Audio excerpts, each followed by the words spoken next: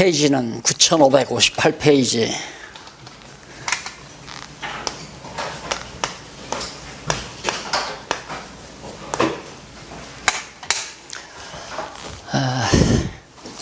제가 좀 궁금한 게 뭐냐면 혹시 예습을 하셨는지 좀 제가 궁금합니다.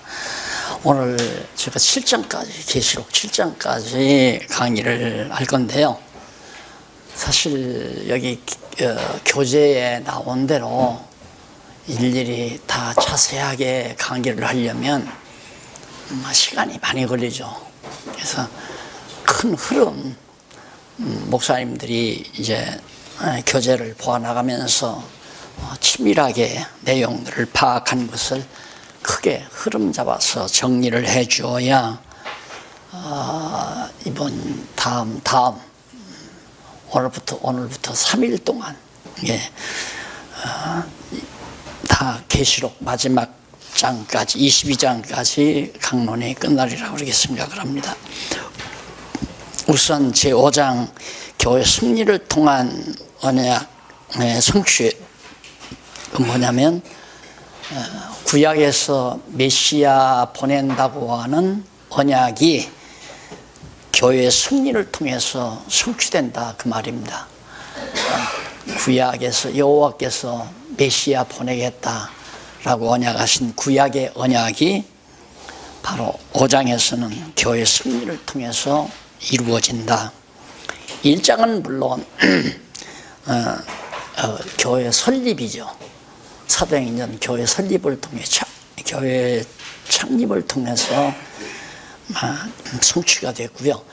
그 다음 양육을 통해서, 그 다음 이제 무장을 통해서, 그 다음 투쟁을 통해서, 그리고 여기 지금 다섯 번째로 교회가 최종적으로 승리함으로 바로 구약의 메시아 언약이 성취된 것을 마무리한다라는 그런 뜻입니다. 그래서 그 내용은 요한계시록 전체 내용은 1장에서 3장까지가 교회를 위한 계시예요.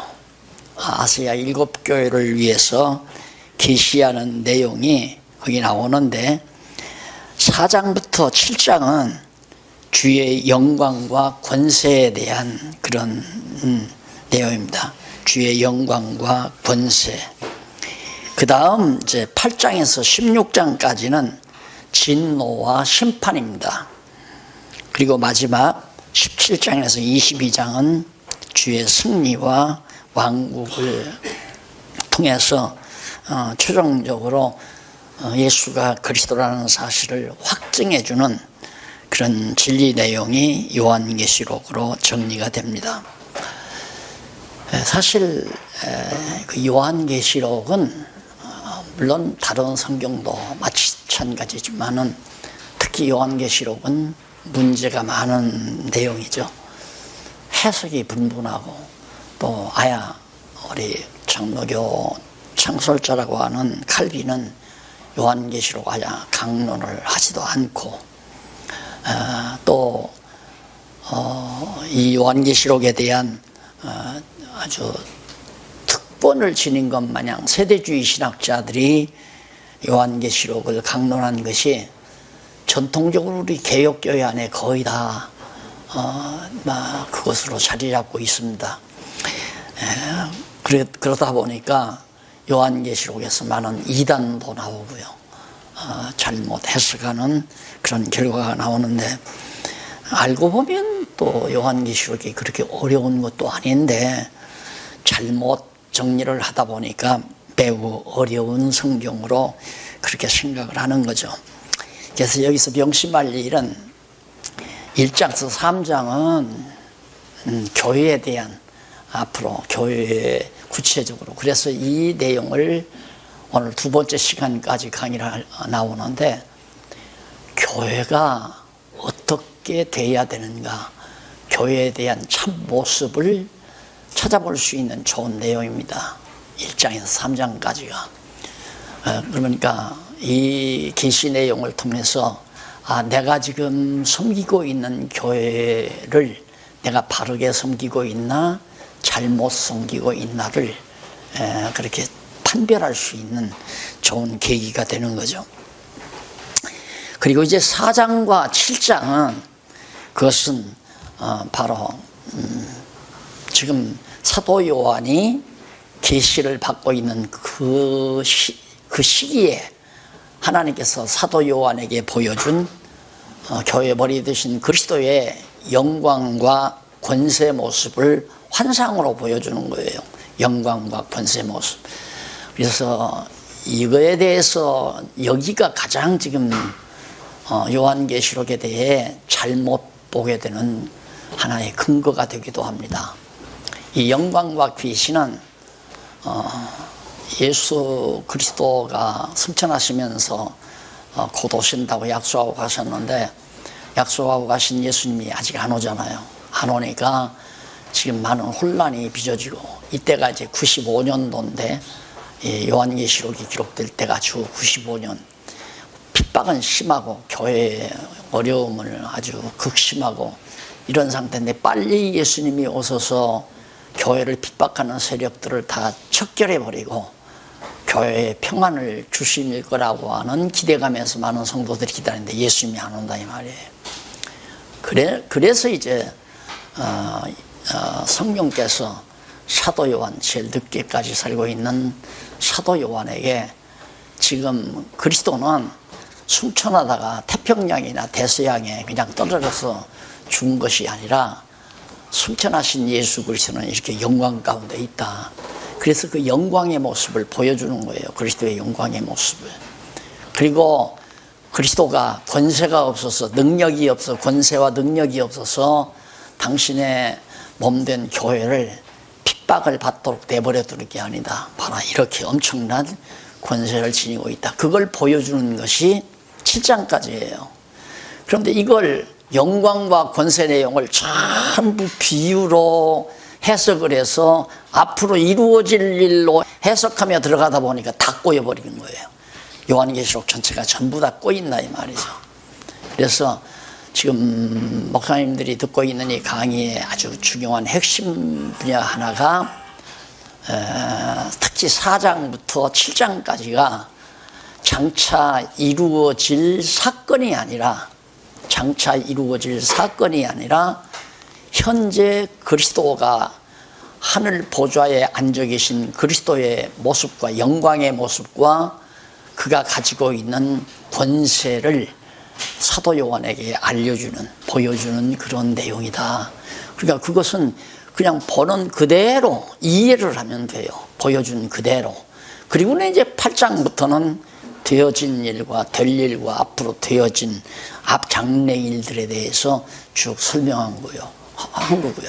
그래서 이제 역사적 사건으로 이루어질 일은 요한계시록 8장 이후로 보면 됩니다. 이후. 이게 8장 이전, 7장 이전에는 될 일이 아니라 상황이다.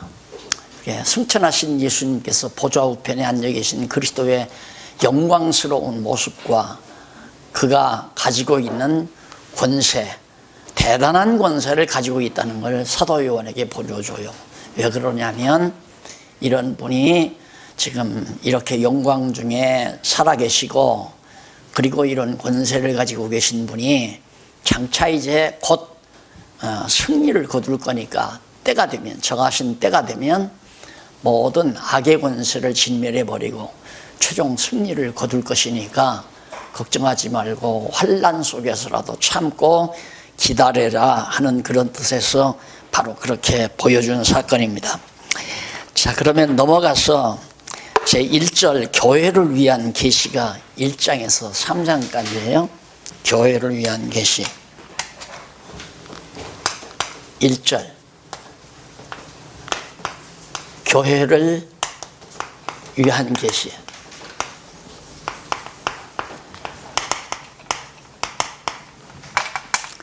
아시아 7교회에게 보내는 편지 내용 속에 우선 아시아 7교회에 대해서 잘못한 것과 잘한 것을 하나하나 지적하고 있습니다.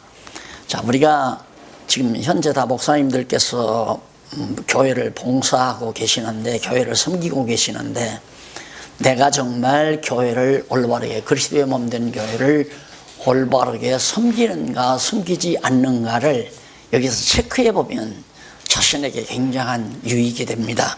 한번 보도록 하겠습니다. 그 가운데 전체 계시의 서론, 이것은 요한계시록 전체의 계시에 대한 서론이 나와요. 그것이 1장 내용이거든요.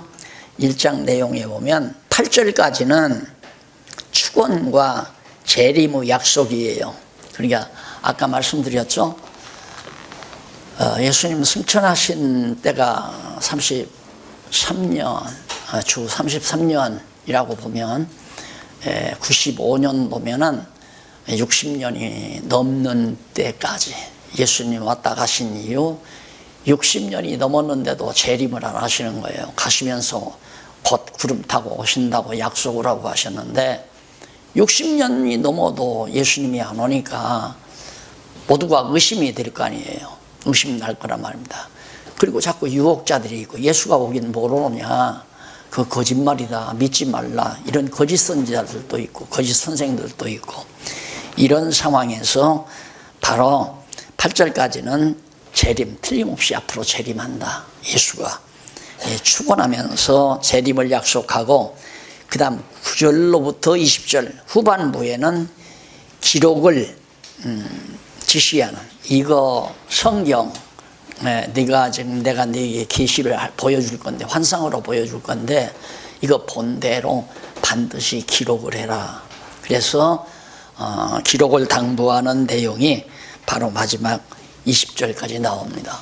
그러니까 재림한다. 그리고 내가 이제부터 너에게 보여주는 모든 상황은 반드시 기록을 해라.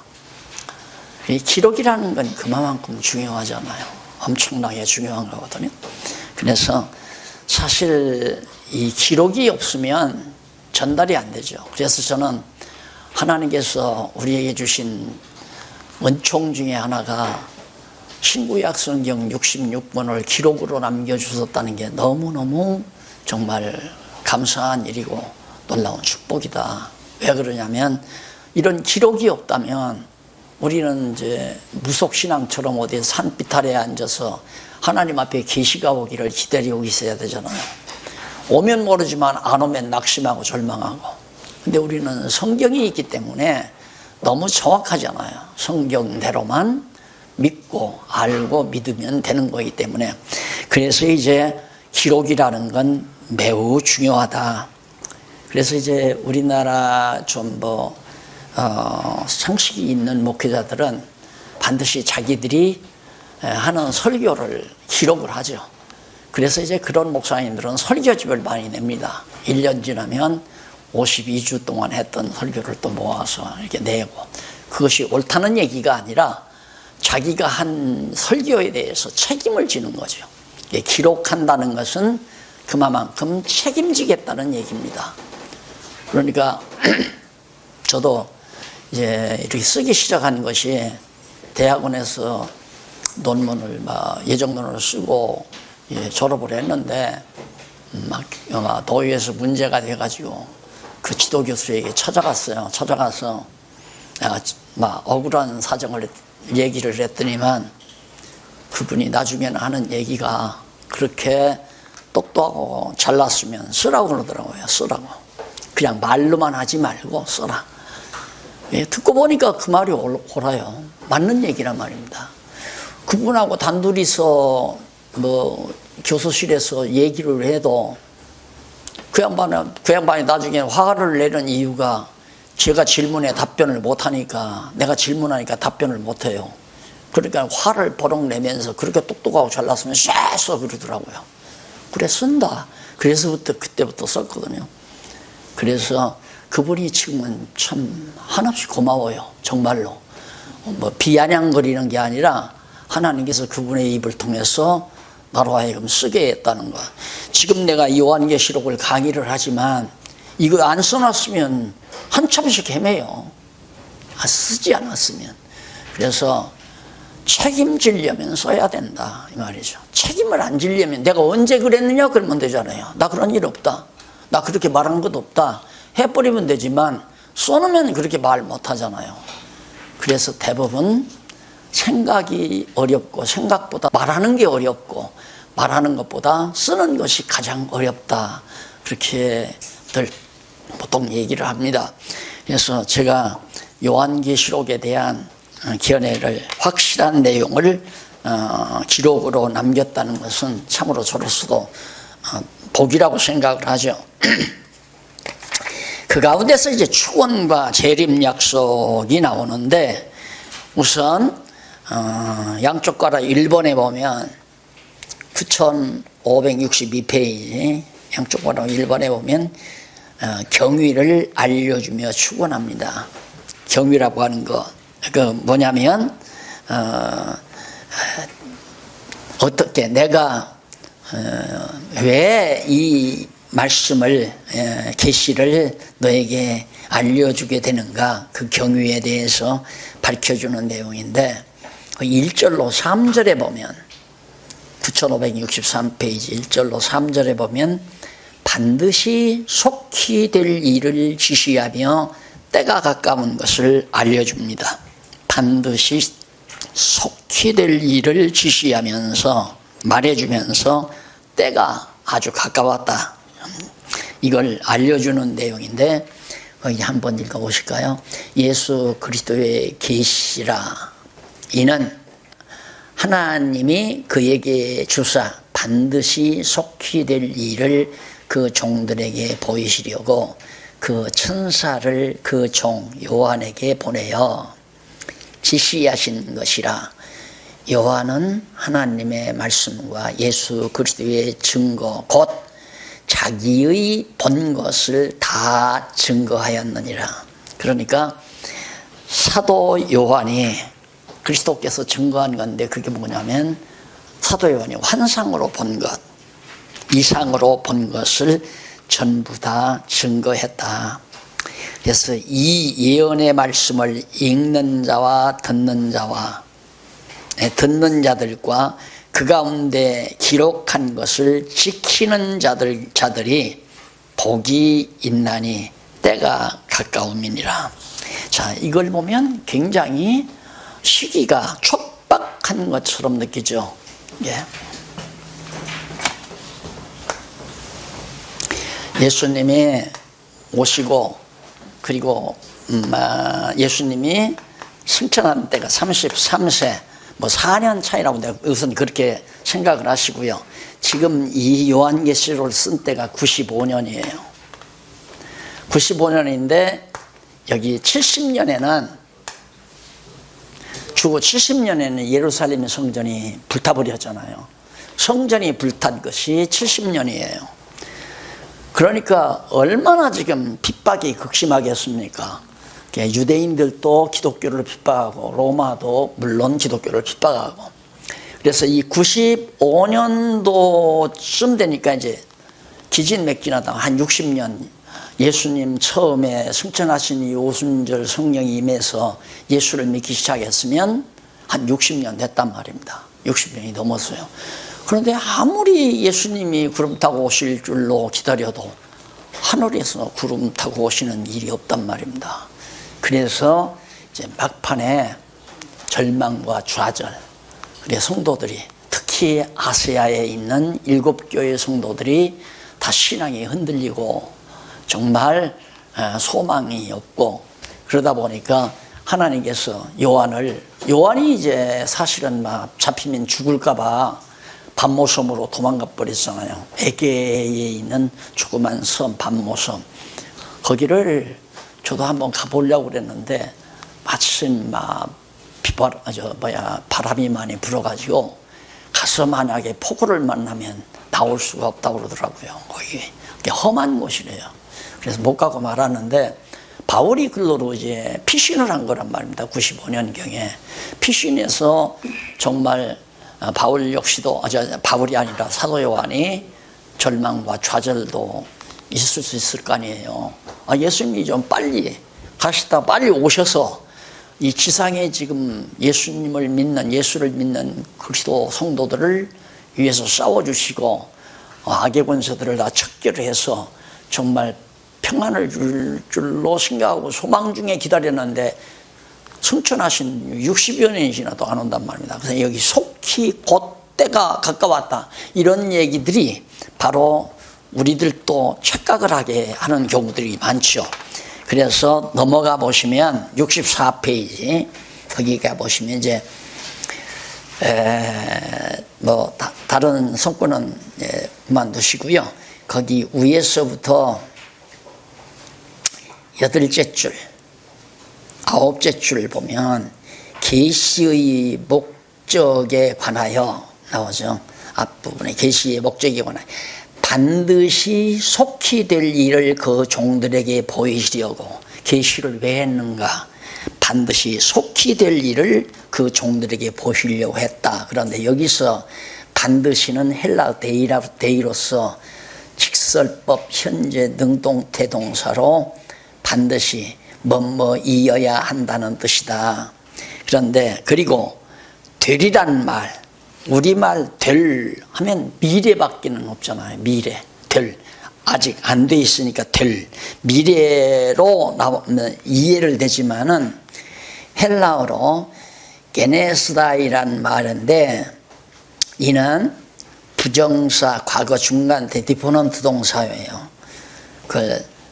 문법적으로 정리하면 이 동사는 이미 과거에 이루어지기 시작해서 현재도 이루어졌으며 동시에 계속해서 이루어져 가고 있고 또 앞으로도 이루어질 일들에 대한 총체적 표현을 디포넌트 동사라고 해요. 그러니까 될 것만 아니라 과거에 이미 이루어졌고 지금도 이루어지고 있고 앞으로도 이루어져 가고 있고 장차도 이루어질 그런 모든 총체적인 사건을 바로 디포넌트 동사라고 한다. 그렇기 때문에 여기 되리란 말은 앞으로 될 일만이 아니라 과거부터 되어지는 일 다. 그게 뭐냐면 예수님께서 살아생전에 예언한 대로 이루어지고 있고 이루어졌단 말은 벌써 크게는 주후 70년에 성전이 불타버렸잖아요. 예수님 십자가에 못 박혀 죽으시기 전에도 살아생전에도 제자들에게 예루살렘을 향해서 예루살렘아 너희가 정말 하나님께서 암탉이 병아리를 멈춰 모으려 했지만 원치 아니하였도다 그러면서 예루살렘이 멸망할 것을 예언을 하죠. 그리고 또 예수님께서 십자가에 못 박혀 죽을 때 유대인들이 예수를 십자가에 못 박아 죽이면서 바나바 놔주고 예수를 죽여라 그러면서 그 죄값은 다 우리들에게 넘겨라, 우리 자손들에게 넘겨라. 그래서 결국 예수님이 십자가에 못 박혀 죽으셨단 말입니다. 그리고 또 예수님께서 말씀하시기를 이제 유대인들에 대한 구원이 끝이 나고 이방인 때가 온다. 이방인의 구원이. 그래서 복음이 땅끝까지로 증거된다는 언약도 예수님이 했어요. 그 언약대로 지금 이루어졌고 이루어지고 있고 현재도 이루어져 가고 있다. 그리고 앞으로도 다 이루어진다. 그 말이 속히 다 그렇게 이루어진다 그 말이에요. 그러니까 결국은 예수님께서 살아생전에 했던 말씀대로 지금 이루어져 가고 있는데 왜 의심하느냐 이 말이에요. 의심할 거 없다. 지금도 이루어지고 있지 않느냐. 너희들 지금 핍박받지 않느냐.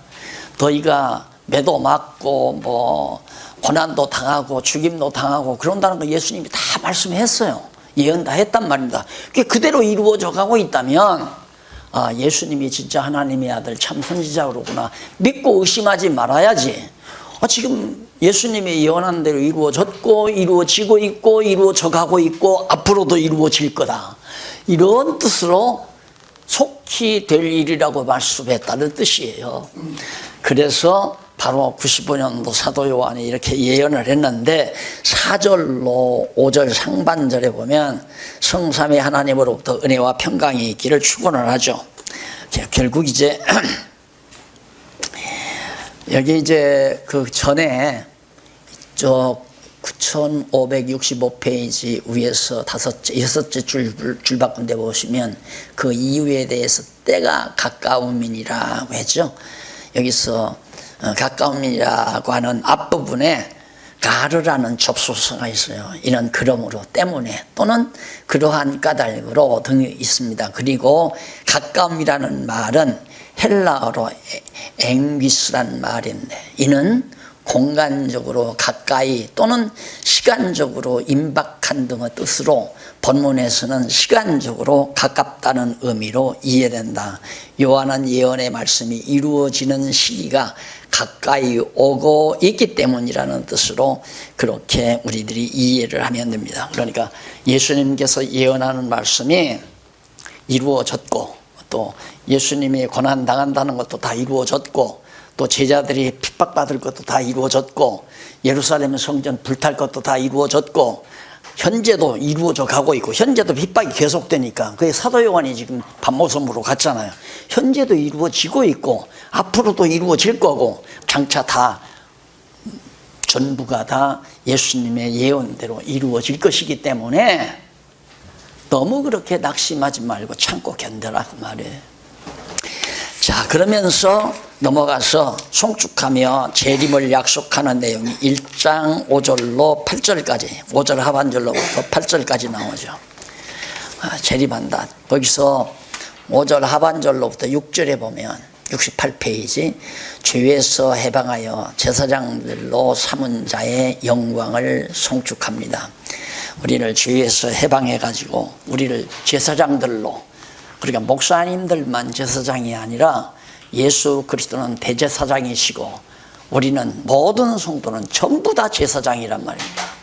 그러니까 누구나가 하나님 앞에 신령한 제사, 영적 예배를 드릴 수 있는 산제사를 드릴 수 있는 자격을 주신 거라 말입니다. 거기에는 하나 차등이 없어요. 그리스도와 우리와의 차등뿐이에요. 예수 그리스도는 만왕의 왕이시고 정말 대제사장이시고 오늘 우리는 그냥 제사장이고 성도나 목사나 할 것 없이 모든 구속받은 성도는 전부가 제사장이에요. 그래서 하나님 앞에 산제사를 드릴 수 있는 영적 예배를 드릴 수 있는 그런 위치에 성도들이 놓이게 했다. 그자에게 영광을 드리면서 송축하는 내용이 6절에 있고요. 7절, 8절은 예수 재림에 대한 결국과 하나님의 성품에 관해 알려줍니다. 벌지어다 구름을 타고 오시리라. 확실하게 말하잖아요. 구름 타고 오신다 보라. 각인의 눈이 그를 보겠고 그를 찌른 자들도 볼 것이요 땅에 있는 모든 족속이 그를 인하여 애곡하리니 그리하리라 하면 아멘 하면서 이제 확실하게 말을 해주죠. 여기서 이제 오해가 갈 수 있는 것이 뭐냐면 그를 찌른 자들도 본다. 그러면 그를 찌른 자라는 건 누굽니까? 그를 찌른 자라는 건 로마 군병들 또 로마 군병들이 예수 옆구리를 찔렀잖아요. 그들도 본다 그러면 그들이 죽기 전에 예수님이 와야 되잖아요. 그게 이제 문제. 예, 근데 그 성경을 잘 보면요. 구름 타고 오시리라. 각인의 눈이 그를 보겠고 그를 찌른 자들도 볼 터예요. 땅에 있는 모든 족속이 그를 인하여 애곡하리니 그리하리라. 그러니까 못 보는 사람이 하나도 없다 이 말이에요. 그 말은 예수 재림하실 때 바로 부활하잖아요. 모두가 다 부활한 몸으로서 그를 다 보게 된다. 반드시 예수 그리스도가 오셔서. 자, 이렇게 해서 이제 주 하나님이 가라사 때 나는 알파와 오메가라. 이제도 있고 전에도 있었고 장차 올 자요 전능한 자라. 전에도 있었고 이제도 있었고 장차 올 자라. 영원하신 그리스도라는 사실을 밝혀주는 내용입니다. 그 다음 이제 1장 9절로 20절 넘어가서 72페이지 한쪽 가는 이번에 보면 기록을 지시한 이상입니다. 이거 꼭 보여주는 거 너 기록을 해라. 첫 번째로 9절로 16절에서는 인자의 이상을 보여줍니다. 인자의 이상, 그러니까 예수 그리스도의 모습을, 승천하신 그리스도의 모습을 보여주는 거죠. 자, 9절로 11절에서 본 것을 기록하여 7 교회로 보내라는 음성을 들려줍니다. 나 요한은 너희 형제요, 예수 환난과 나라와 참음에 동참하는 자라. 나 요한은, 요한이 누군가? 사도 요한은 예수의 환난, 예수 그리스도의 고난이죠. 그리스도가 당한 고난에 내가 동참한다. 왜? 그리스도의 지체이기 때문에 동참하는 거죠. 그리스도가 고난당하셨는데 우리에게 고난을 당하지 않는다는 건 지체의식이 없다는 얘기고, 당연히 그리스도의 몸된 교회는 그리스도의 남은 고난을 교회가 당하게 되어 있어요. 그래서 나라와 참음에 동참하는, 어떤 어려움과 고난이 다가와도 현재 지금 사도 요한이 95년도에 당하는 이 고난도 참아야 된다는 얘기 아닙니까? 그래서 교회 본 것을 다 기록하라. 그래서 11절에 보면 가로되 너 보는 것을 책에 써서 에베소, 서머나, 버가모, 두아드리아, 사대, 빌라델비아, 라오디게아 7 교회, 이 아시아 지역에 있는 교회들이거든요.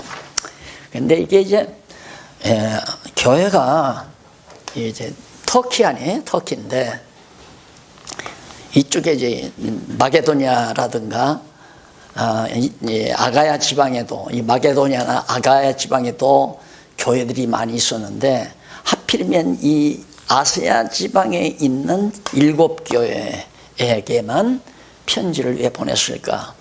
저 나름대로는 그런 생각을 해봤어요. 이게 이제 여기가 예루살렘 아니에요? 예루살렘에 핍박이 가해지니까 유대 땅으로 피신하다가, 이게 육지니까 도망가기가 좋잖아요. 피하기가. 그럼 이건 바다를 건너가야 되고, 그래서 아무래도 이쪽으로는 유대인들이 덜 피난을 갖고 예수 그리스도를 영접한 유대인 크리스찬들이 이 아시아 지역에 가서 많이 교회들을 정말 세우고 설립하고, 95년 사도 요한이 고난을 당했을 때 여기서 이제 피신 가서 반모섬이 이 에게해 이 섬 가운데 있거든요. 이 바다 가운데 조그마한 섬 하나가. 그래서 이 섬으로 여기서 도망갔단 말입니다. 그러니까 이 아시아 지역의 교회들 사도 요한이 유대인들에게 여기는 이방인 교인 아니에요? 이방인. 여기도 물론 이방인이지만 주로 바울은 이방인에게 복음을 전하고 나머지 사도들은 예루살렘, 유다와 사마리아 이런 등지로 이제 퍼져나가는데, 여기 이제 유대인들이 많이 피난을 가서, 그러니까 가보면 그 유대인들이 정말 그 고난을, 그 신앙을 지키기 위해서 이제 막 땅굴을 파고, 로마에도 있지만은 이쪽에도 땅굴을 파고 막 피신하면서 신앙을 지켜온 그런 흔적들이 지금도 그냥 그대로 있잖아요. 그러니까 그런 의미에서 요한이 돌보고 있었던 7 교회에 이 편지를 쓰라고 성령께서 그러시지 않았나, 이런 생각을 제가 해봤습니다. 12절로 16절 보면 7 금촉대 사이에 인자 같은 이의 모습을 보여줍니다. 그러니까 사도 요한에게 봐라, 너 지금 많은 성도들이 예수 재림안한다고, 예수가 재림한다고 95년경 재림안한다고 지금 절망하고 낙심하고, 너도 지금 반모섬으로 도망가가지고 얼마나 고생하느냐 이거예요. 그러나 나 60여 년 전에 내가 십자가에 못 박혀 죽었다가 3일 만에 부활해서 승천한 나는 이런 모습으로 있다. 네가 지금 내 육신의 눈으로는 안 보이지만은 사도 요한의 신령한 눈을 밝혀주니까, 야, 7 촛대 사이로 거닐고 계시는 거예요. 누가? 그리스도가, 부활 승천하신 그리스도가 7 금촛대 사이로 거닐고 계신다 이 말. 예수님의 지상의 교회를 돌보고 있구나. 우리들이 지금 육신의 눈을 가지고 있으니까 우리들의 눈에는 안 보이죠. 지금 이 왕성교회 주변에도 그리스도의 영이 성령이, 그리스도의 영이 지금 돌보고 있다 이 말입니다. 전부 목사님들이 섬기는 큰 교회든 작은 교회든 관계없이 그리스도의 영이 다 돌보고 주변을 살피시고 보호하고, 그런 사실을 바로 이제 모습을 보여주는 내용이에요. 그래서 거기 보면 14절에 그 그리스도의 영광스러운 모습이 나타나는데 12절부터 보십시다. 몸을 돌이켜 나더러 말한 음성을 알아보려고, 나더러, 그러니까 사도 요한에게 말하는 음성을 알아보려고 하여 돌이킬 때에 7 금촉대를 보았는데 촛대 사이에 인자 같은 이가, 그게 메시아죠, 그리스도죠. 인자 같은 이가 발에 끌리는 옷을 입고 가슴에 금띠를 띠고 그 머리와 털의 희기가 흰 양털 같고 눈 같으며 그의 눈은 불꽃 같고 그의 발은 불무에 단련한 빛난 주석 같고 그의 음성은 많은 물소리와 같으며 그 오른손에 7 뼈리 있고 그 입에서 좌우에 날선 검이 나오고 그 얼굴은 해가 힘있게 비추는 것 같더라. 그리스도의 모습, 그리스도의 모습, 영광스러운 그리스도의 모습을 포괄적으로 사도 요한에게 보여준 내용이 바로 지금 16절까지 나와요. 그리고 나서 이제 위로하면서 기록을 명하는 내용이 17절, 20절까지거든요. 자, 인자 같은 이가 위로하며 그의 신적 성품에 관하여 말합니다. 예수님의 신적 성품, 그가 위로하면서 내가 볼 때 그 발 앞에 엎드려 죽은 자 같이 되며, 놀라가지고 완전히 사도 요한이 예수님의 그 영광스러운 모습 앞에 엎드려 그 오른손을 예수님께서 사도 요한에게 대시면서 얹고 가라사대 두려워 말라. 나는 처음이요 나중이니 곧 산 자, 다시 부활했던 내가 살아있는 자다. 내가 전에 죽었었노라. 십자가에 못 박혀 볼지어다 이제 세세토록 살아있어. 사망과 음부의 열쇠를 내가 가졌다. 천국 열쇠만 가지고 있는 게 아니라 음부의 열쇠, 사망의 열쇠, 음부의 열쇠 다 가지고 있다. 그러니까 모두 다 그리스도가 다 지배하고 통치한다는 얘기죠. 그래서 참 답답한 게 뭐냐면 지금 현재 전통신학이 해석 못하는 게 뭐냐면 악의 세력 문제입니다. 이 세상의 어두운 권세에 대한 이 악의 세력 문제가 이게 이제 해결이 안 되는 거예요. 서구학자들이 그걸 정리를 못한 거예요. 그래서 그냥 아무리 이론을 해도 결국 논리적으로 정리하면 이원론 사상이에요. 서구신학은 칼빈도 마찬가지고 말은 절대주권 이원론이라 하지만은 논리적으로 따지면 인간의 자유의지를 인정하니까 요즘 크리스찬 신문에 나오잖아요. 그 신조, 신앙 고백, 신조 이런 것들이 전부 다 하나님의 주권과 인간 자유의지 둘 다 포괄적으로 받아들인 거예요. 그러면 왜 그러는가? 인간이 자기 자신의 악성을 가지고 자기가 범죄했다. 그러니까 죄의 책임은 인간 스스로 져야 된다. 예, 하나님을 거스려서, 그리고 하나님하고 인간하고 맞서서 싸우는 건데 그 인간을 쥐지게 하는 게 사단이다 이거죠. 그럼 사단과 하나님은 맞서는 대상 아니에요. 그 이원론이란 말입니다. 이게 정리가 안 되니까 좀 연구를 해서 제대로 해보려고 하다만 거기 가서 이제 딱 맥히니까 끝나는 거예요. 그걸 제가 확인했다고 그러잖아요. 한국에서는 아무리 얘기해도 신경질만 내고 화만 내니까 솔직한 얘기를 안 한단 말입니다. 그래서 제네바까지 갔잖아요. 스위스에서 제네바까지 돈을 들여서 가가지고 칼빈 대학에 가서 칼빈이 세웠던 그 신학대학의 교수들 4분인가 하고 토론을 했어요. 그래서 하나님의 주권과 인간의 자유의지가 어떻게 조화를 이루느냐 그러니까 입 딱 다물고 있다가 마지막 하는 얘기가 그것이 서구신학의 한계입니다. 이 말 한마디 딱 하더라고요. 그게 서구신학의 한계다. 풀 수가 없다 이 말이에요. 그러면서 자기들은 혹시 한국교회를 특히 이제 지명을 하더라고요. 우리가 한국에서 왔다니까 한국교회에 대한 기대를 우리는 많이 하고 있습니다 그러더라고요. 그러니까 이게 안 되는 거예요. 안 돼. 그런데 여기 보면 사망과 지옥의 음부의 열쇠를 예수님이 가지고 있다고 하잖아요. 그리고 예수님이 오셔서 악의 권세, 짐승 권세는 완전히 이제 요한계시록 전부 무적에다 집어넣고 열쇠 딱 잠가버리니까 못 나오잖아요. 그럼 지금 죄 짓지 말라고 자꾸 그러시지 말고 지금 악의 권세를 다 잡아서 무적에다 집어넣고 열쇠 잠가버리면 죄 안 짓고 요즘 저 아버지도 죽이고 저 어머니도 죽이고 마누라도 죽이고 신랑도 죽이는 이런 잔혹한 세상, 서로 죽이고 살상극이 벌어지고 밥 먹고 살겠다고 막 폭탄 만들고 원자탄 만들고 이런 사악한 인간들의 무리가 다 사라지고 얼마나 좋은 세상 되겠어요. 그런데 왜? 때가 아니니까. 아직 악의 세력을 집어넣을 때가 아니다 이 말이에요. 그게 너무도 분명하게 여기 나오는데 열쇠를 다 예수님이 쥐고 있다고 그러는데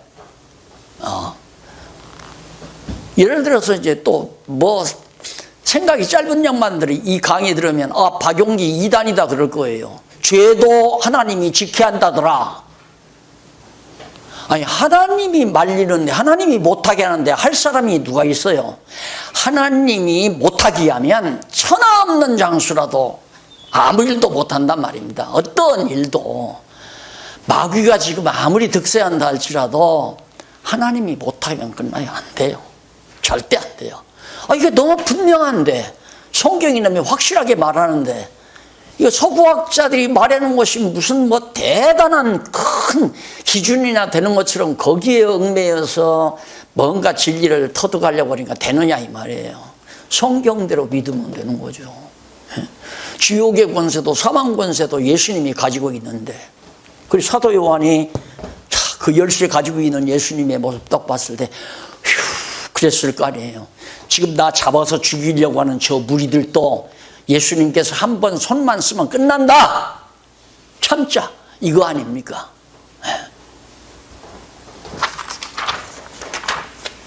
그래서 19절로 20절 보면 본 것과 이제 있는 일과 장차 될 일을 기록하라고 그럽니다. 기록의 내용입니다. 기록의 내용. 뭘 기록하는가? 이제 본 것.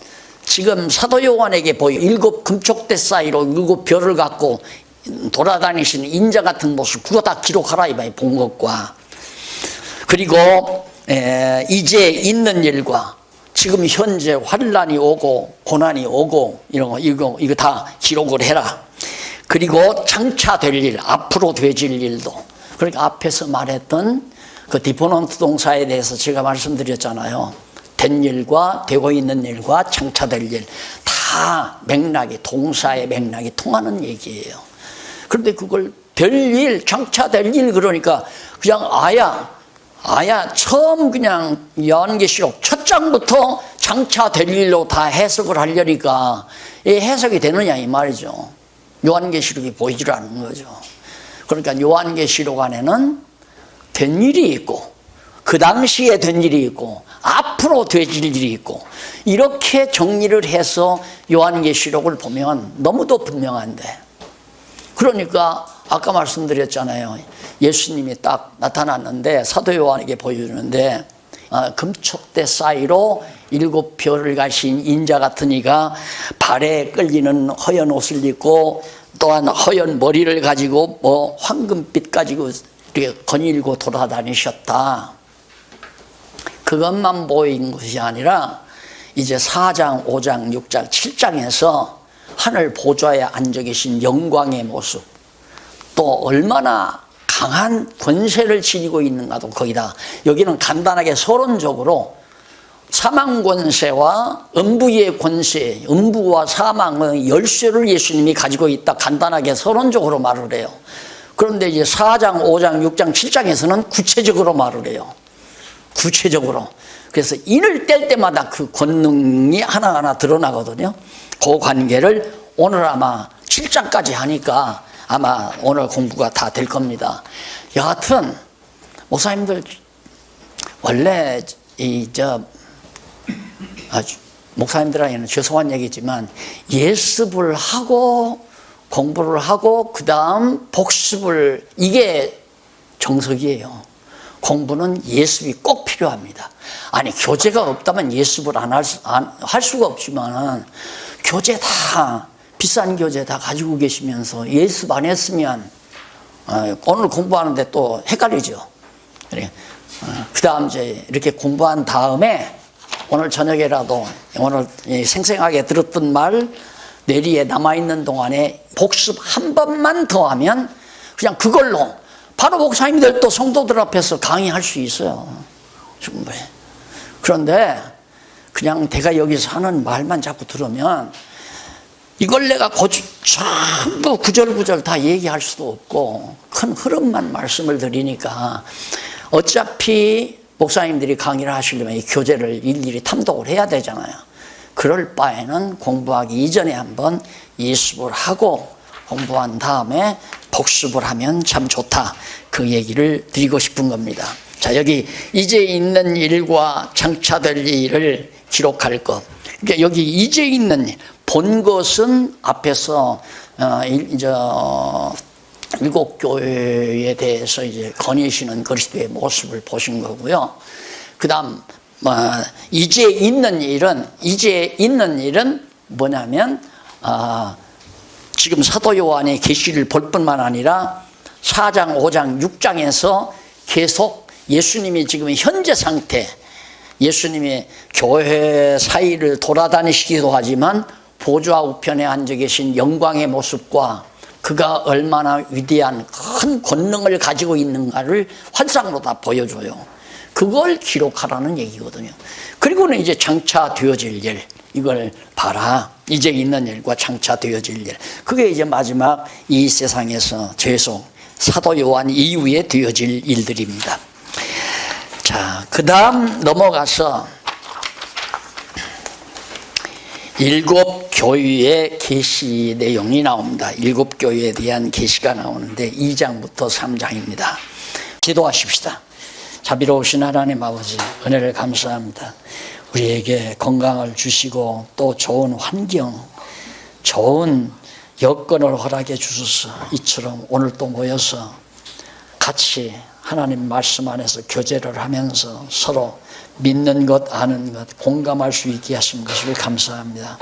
보혜사 성령 같이 해주신 줄 압니다. 남은 시간도 함께 해주시고 사랑하는 종들 하나님 앞에 선한 도구로 사용되도록 또 주께서 쓰시도록 주께서 훈련시키시고 연단시키시고 붙잡아 주시옵소서. 예수님의 이름으로 기도드립니다. 아멘.